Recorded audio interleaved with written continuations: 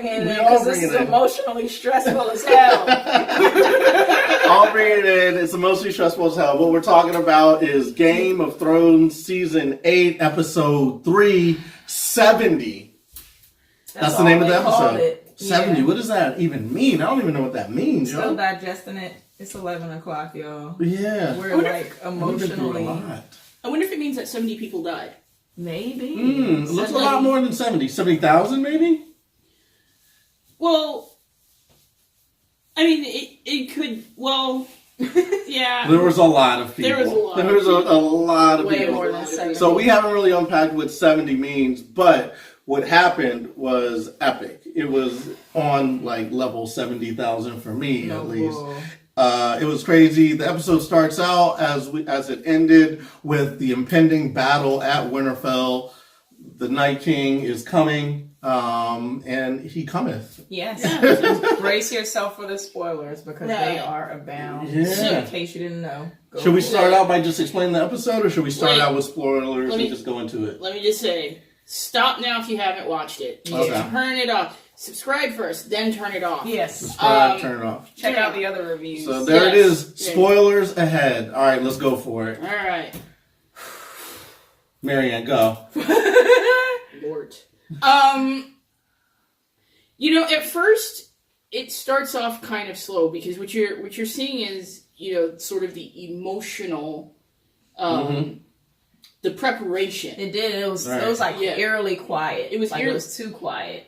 You know, and there's something to be said. I think with a lot of things that we see where we're going to go into battle, you never really get to see that the idea that no, really, you're going to potentially die tomorrow. You know, and what that looks like. You know, and I think they just did this phenomenal job. You know, of best laid plans and how quickly it can go sideways and how quickly all these elements go in and just mess everything up. So, I thought that they played up the anticipation really, really well. They did. Like, it felt like forever before the battle started. Yeah. There was just so much silence, so much slow talking, so much interaction between the characters that had nothing to do with the battle. Yeah. And I was like, when are they going to start? When are they going to start? Are they even going to start? I actually had a theory that the Night King was going to flank them and go to King's Landing, which was totally wrong. No, I think he wanted Bran. And it's crazy because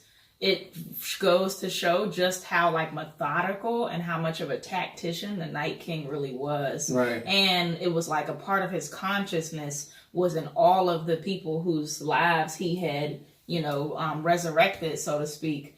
And, even, it was like even the minions had some train of consciousness. Yeah. It was so wild to me. Well, even speaking of giving life, Melisandre gave life to the Dothraki by lighting their swords on fire to begin the battle. Let's start there. She came in the clutch many times. And I was saying, as someone who did not like her in the beginning, I was like, yo, she just keeps burning people for no reason. I'm like, what is her end game here? She was just trying to start the right fire. You know what I mean? She was just trying to light the right fire. So she lit the Dothraki, then they went off into battle, and then all of those lights were immediately extinguished. Yeah. I got it, but let's say that's one scene I will never forget. No, I 20 years, 30 years, I'm senile. I will remember that the Dothraki got their swords lit on fire. You know, which is awesome because their swords are kind of shaped like question marks. But there was no question who was in charge. Right. That was wild. So they go out there, they start fighting, boom, boom, slashing. Dany, seeing this, was like, you know what? I can't let my people go like that. Hops on her dragon. Jon says, well, that's my boo, so I got to hop on my dragon. And then they get up in the air, they start lighting things on fire. And that's when it just gets crazy because there's the whole fog comes in. And then everybody's wondering, what is about to go down? So then the next thing we see is just a wall of dead. They're coming and they're just fine. I thought Grey Worm died at least 6 times. They kept fucking. I was like, is that Grey Worm? They kept messing with us. They kept messing with us the whole time. Man. So real quick, one thing that stuck with me was that Ghost was riding with Mormont. He was following Mormont wherever he went. Yes. So when he goes into the dead, we never saw Ghost come back out. That's true. Right. You know, but we never saw him die either. Right. Yeah. So that begs the question: what happened to Ghost? But you know, I wonder if they're just going to let us assume, or if we're going to see him again in the next one. But that dog was like, that wolf was ready. Yeah. You know, and it was actually.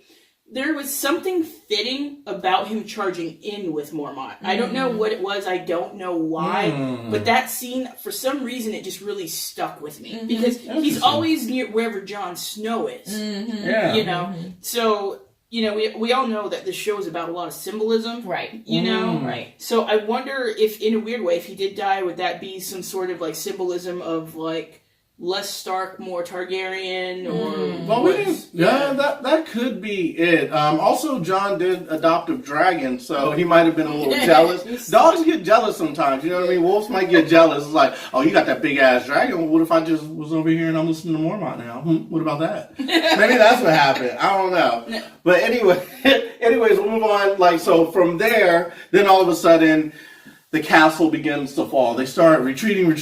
Melisandre comes through. She heats up. She lights up the moat again. Yeah. She lights it up again, saving them for a brief amount of time. But the Night King, once again, tactician, has his dead fall on top of the fire. They start crowding into They start crowding into the castle, and then it's on from there. All hell breaks loose, and everyone's getting it. Everyone's getting it from every side. Yeah.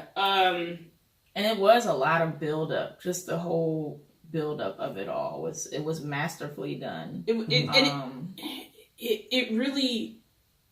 There's characters you didn't realize how much you either liked them or hated them, however you felt, until they fell. Like Lady, what was her name? Lady, we gotta talk about our girl. The bear, Lady Mormont. Yeah. She wasn't a Mormont. She's another one. Yeah. Was it a Mormont? She's Jorah's cousin. That's right. Yeah. But wait, they're not Mormonts, are they? Yeah. I thought it was a cousin. Oh, okay. Yeah. Pardon me. She went out like a G. I'm always getting things wrong. But she went out like an absolute G. She did. Yeah. She knocked Little Lady Mormont. Little Lady Mormont. Yep. She came through, but the castle has fallen. Of course, we see the giant again, the giant that's been turned. And guess who takes him out? Because at first I thought she wasn't going to get no play. Like she was there, she was yelling, da-da-da-da. The giant came in, and he just plucked her to the side. And I was like, oh, damn, that was anticlimactic. She was talking all that noise. But then Giant grabs her, and then she says, not today, Giant. Ha! She pokes him in the eye. She ran towards a giant. That's true. I think that speaks to her intelligence. Yeah. You know, because she knew. She knew. And so she was just like, I'm going to charge in, and then whatever whatever happens. I'm dead anyway. Yeah. You know? But so we came here. We came to fight, right? Yeah. It was a very David and Goliath moment. For her. Yes. Yeah. And I'm trying like to piece it all together chronologically, but I still have Arya stuck in my head, and that whole scene is just. But listen, I know, we'll get to that because but Arya did have a lot of great points. She's running through the halls. Remember, those are her childhood halls that she used to run through, so she knows them. These are my streets. But then it gets to the point where there's so many dead, overrunning everything. Jaime's getting overrun. Brienne's getting overrun. Yeah. Everyone's getting overrun there. Did Tormund die? Tormund, I think he was out there. I know the other guy. It wasn't Pip. It was the other dude. Pip died a long time ago. The other guy from the Wall. Jon Snow's friend with the beard. Yeah. Yeah. Comment below and tell us how we messed up. Yeah, but he ended up dying, and then everyone's getting overrun. Meanwhile, Arya's sneaking around the library. Yeah, you got to really see how much of an assassin and how stealth she is. Yeah, but it also took it back to when she was a child and she was. Kind of playing in those halls. Absolutely. And I could definitely see it come off the page from the books that she's sneaking around the halls, just like when she was a child, around the White Walkers as they come try to get her. Yeah. And then we see everyone's getting so overrun that the Hound is frightened even. Right. Yeah. And Dondarrion is there. He's like, come on, man, we gotta get it going. He's like, man, fuck you, I'm about to just die here petrified. Until he sees his homegirl Arya, he's got a soft spot. Right. He was just over it. He was like, we're all going to die. I'm just going to sit here and like, screw it. And then he was like, tell that to her, you know, and it's crazy because she had all that fire and all that fight in her. And it was ultimately what was going to be to fulfill her destiny. Right. Mm-hmm. And then you had the element of Bran and the Greyjoy and their whole crew and that fight, you know, Theon went out like a G. Oh, let's talk about Theon. We called it. You called it with the crypt. Yeah. You know what I mean? You called it we both called it with Theon. Yeah. Well, before that, there was the fact that the dragons had the dragon fight. There was a dragon fight. We're forgetting all about that. There was a dragon fight. Jon and Dany had a dragon fight with the Night King where they actually knocked the Night King off. He fell down, and then he's on foot for like the rest of the thing. But one moment that was really iconic was Dany looking at the Night King and saying, Dracarys. Yeah. And heating his ass up. And he just stood there smiling like, oh, you ain't know? We also kind of learned that while she is she's very smart, she knows how to like manipulate certain things in her favor. Like she's very cunning. Mm-hmm. But when it comes to actually fighting in battle, she's like very little, like she makes stupid mistakes. Mm-hmm. Like she made a mistake that almost got her dragon killed. Yeah. Yeah. So I thought that was very interesting because when I think about that and I think about the scene where she bargained the dragons away and then turned around and smoked dude back in whatever season that was, season 3. I'm like, is that the same Daenerys? You know what I mean? So it was very interesting to see how, like in politics, she manifests one way. Or even in espionage, so to speak. Right. Whereas in another sense, she's like not a soldier. She's brave and she's got a lot of heart, but she just kind of lets her guard down too easily. Yeah. She's easily, and that's what you see a lot of in this episode. Mm-hmm. You know, it's the people making the little mistakes that are costing big things. Yeah, because that ultimately cost her friend's life. Jorah went out. He was desperately trying to fight out of that friend zone. But she did. He handed her a sword, and she went and got a sword. No, she did. That's what I'm saying. She's got a heart. You know what I mean? Yeah. She just doesn't have the skill. Yeah. And also fighting back. I'll just go to this. So Jon also falls off his dragon, and then he's met with the Night King, and he has to go through him. He's like, I'm going to go. I'm going to end this battle. I'm going to get to the Night King. Mm-hmm. And then there was the scene. It harkens back to when he fought the dead at Hardhome, where the Night King once again looks him in the eye and says, but you forgot I got my peoples with me.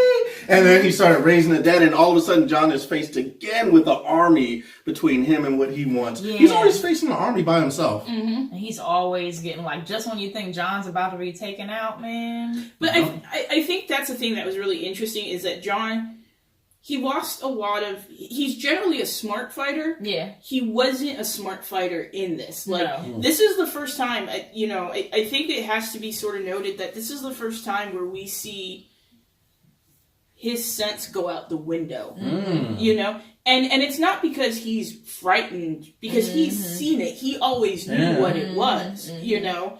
But there's something in there where he just wasn't the tactician that he normally is. He actually lost his point. I don't think there's any tactics when you're surrounded by the enemy, and he saw the objective right there in front of him, and it's the Night King, and he's like, there's only one way right now.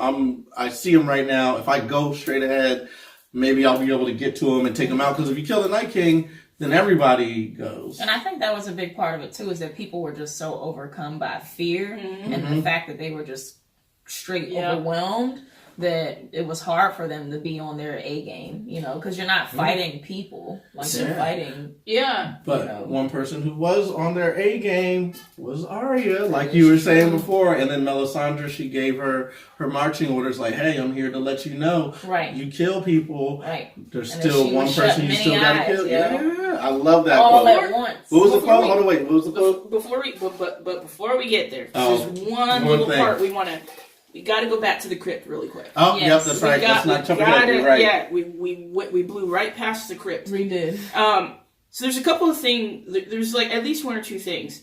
One of the most important things. I've never really been Team Sansa until recently, but she is absolutely fantastic at looking at things as they are. Yeah. And there's that line that was just beautiful. where she looks at Tyrion, she's like, why do you think we're down here? Because we can't do anything. You know, just acknowledging that, hey, we're not contributors at all. We are just here. Right. Yeah. But to speak to that, though, Tyrion said, no, I've made a difference. I know how to make a difference. And in the end, when the dead started raising in the crypt, he did make a difference by being able to sneak people around or move people around to get them in a position where they didn't get killed by all the dead that was kind of collapsing in around them. So he actually did make a slight difference there. I mean, that may have been a part of it, that she didn't want to be left alone. Like, don't leave me alone with these helpless people. And I think that he fights very much like Daenerys does, where he's got a lot of heart. He's very smart, but he's not a soldier. He's not a knight in that sense, where he could just, you know, he's just killing people left and right like it's going out of style. That's not his arena. But he can, you know, he can hold his own, you know, so to speak. So it was probably for the greater good that he was down there to protect Sansa. With his wife, which we all forget, they're still married. And there was a moment there where they shared with each other, like, wow, you're actually kind of the best husband I had. And there was like the little hand kiss, and where they looked at each other's eye, there was mutual respect there, and it's like, you know what? You could have been my boo. Maybe we should have stayed together. Maybe we could have made some things happen. But we don't know. However, what we do know is what we were talking about before, destiny's fulfilled. Here it is. Night King comes down. He's facing down the three-eyed raven. Bran. The part that made me laugh, though, is when they're all sitting there, things are going wild, and Brandon looks at Theon, he's like, yo, I'll be back. And then he just, like, zones out. He just nods out real quick. It's like, yo, like, okay, I could have used some information, three-eyed raven. But anyways, he goes, he wargs, he goes and watches the fight or whatever and sees what's coming. Up to the point where, basically, the Night King is now surrounding Bran. He's at his feet, and he looks at Theon. And he says, you're a good man. You're a good man. Everything you did led to this point. Thank you, bro. I know. Yeah. Theon. And what was Theon's contribution there? What was he? Theon, I don't think it was just about his contribution so much as redemption. You know, when you look at, you know, Theon, I think, has had, as a character, in a way, some of the best, most horrific, you know, we've run the gamut with him. You know, we started off laughing at him with the Stark children, then you go into hating him because of, you know, because he didn't know how to deal with his split loyalty. You know, and then you know, he gets under Ramsay's care, if you will, and just when you think you're done with him, care. And just when you think you're done with him, then we go through the whole, like, at the last minute coming through for Sansa to get her out of there. You know, he's coming the clutch, you know, and we see him overcoming fear. You know, like he did abandon his sister, but he came back for her, and so every little bit that we've seen with him, if anybody aside from Lyanna, who really truly went out in a blaze of glory, it was Theon. Like, you know, that was. And, you know, he wasn't a Night's Watch, but that was definitely worthy of, and now his watch is done. That and he held his own. He and his soldiers held their own pretty much until the Night King showed up. Like, the Night King was like, I gotta go get you personally, because I got this swarm of people who are coming at you and they still can't take you out. Well, I mean, if they wanted to, they could have taken him out, but the whole point with the Night King was he wanted to grab him. Because they were surrounded by just all White Walkers. And that was it. Like, it was Theon and then a circle of Night Walkers. I will say this, though. I think the people that he was with, because he came on a boat with some of his people, right? So the Greyjoys are known for being bowmen. You know, that's their thing. Like, it's said a couple of times, they're not the people you want shooting at you. You know, like, that was always his thing. Even against the Stark kids, they couldn't hold a torch to him. Absolutely. Now for the finishing touches. And then so what happens there is Bran tells Theon, man, thank you. You're a good man. Theon takes that, gives him the head nod, goes in right after the Night King and holds him off. He strikes at him just long enough so that it delays him, so that we can get jumping out of the night sky. Arya coming out of nowhere at the last minute to stab him, but no. Night King is quick. He grabs her, chokes her up, he's holding her up, and it's like, oh man, that's it. Arya's gonna be dead, but you forget she's an assassin. She's been trained for this. Steel, ice water running through her veins too. She drops the knife, pokes him with the pointy end, as they say, and that's it for the Night King. Bye-bye, Night Army, and that's it right there. Arya fulfills her destiny as Melisandre told her, you're going to close many eyes, brown eyes, green eyes, blue eyes, and we say goodbye to old blue eyes. Yeah, so now it's on and popping, and I got to say something about Brienne as well. Sir Brienne of Tar, because, she went out like a G as well. Yeah, I don't think they died. Did she? No, she was still. I think Brienne and Podrick made it. He's nice now. I'm still trying to digest who we lost, and who I'm definitely gonna have to watch it again at least 2 or 3 more times. Yeah. Well, they lost their entire army. So the Thraki army's gone. Almost extinct. Yeah, the Unsullied are pretty much almost gone. Yeah. The Winterfell, a lot of the people from the Wall are almost gone. They almost have just women and children left. No, seriously. Yeah, but they have dragons, and they have some of the best tacticians and fighters in the Seven Kingdoms. However, what is all that when you have no army? That is fair. So, with that's the episode, guys. It was an amazing episode. You know what we usually do at this point. We put our fist in. We give it a thumbs up. Not for this. Not for this. No. Reaction. But real quick, you spotlight your house. We'll sign off by spotlighting your house. Oh, okay. My house is the House Targaryen, and the dragons live. There's at least one dragon left. I think there may be 2. That left. I know the fire dragon that the Ice King or the Night King was riding. He is done. He's dust. He got snapped by Arya. But there's 2 dragons left, and House Targaryen lives on in the names of Jon Snow as well as Daenerys. So we'll see what happens from there with our queen and our king. And then you had Jaime Lannister lives at the Lannisters. The Lannisters, but you forgot about the other part of the Lannisters. Tyrion lives as well. The other part of the Lannisters. Cersei. She was not in this episode. But I mean, it sets up a huge battle now, because Cersei, being the cunning person that she is, she set it up perfectly. Now she has an entire army ready to defeat a deflated army from I did not expect her to outlive the Night King. I don't know why. Yeah, I thought she was going to become the Night King. And House Stark, man. And then House Stark. Real MVPs, man. Coming Arya came in.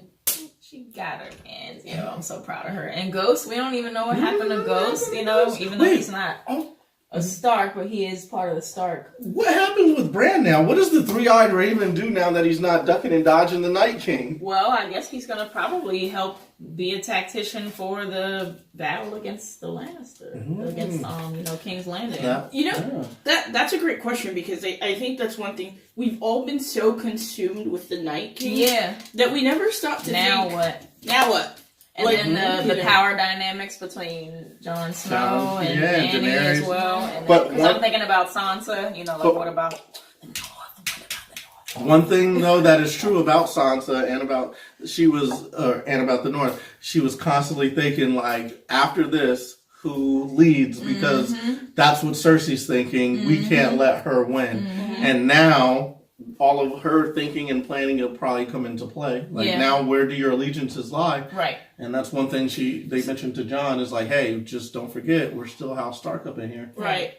Well, and that goes back to something, even in this episode, something that, when Sansa and Tyrion are talking, Sansa is it would never work out with us because of our split loyalties. Because, Tyrion's the Hand, Sansa's, Winterfell. What I will say is, just to highlight the amazingness of Cersei, hateful though she is, is everything worked out kind of like she said it was. In her favor. Let them fight. Why are we going to lose people? Right. Yeah. Let them thin out their ranks, and then it's ours for the taking. Or is it? Because I will say, the fact that Bran is still on, in the picture, that's we still got dragons. So. Yeah. They're small, but they're a power. Like each of their forces that are still left is very powerful. Yeah. Including like you said, the dragons. Like she could just take the dragons and just smoke the whole place up. Well, I mean, they could also wait.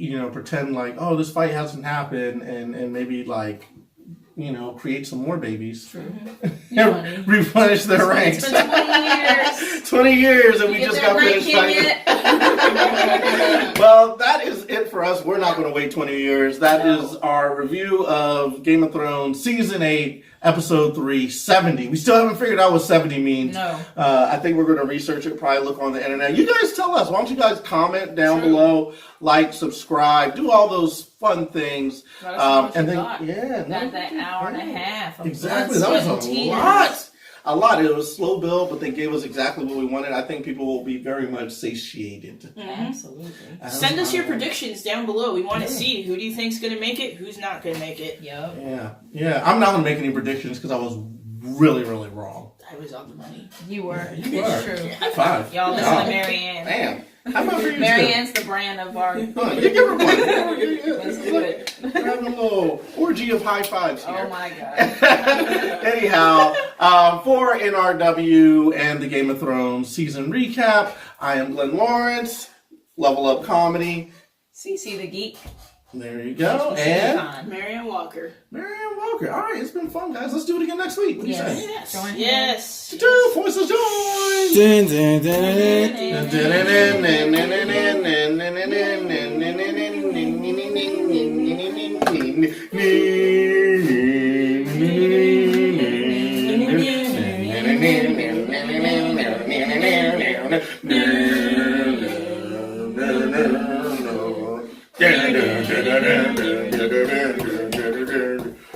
I'm too tired to finish it now. Let's go!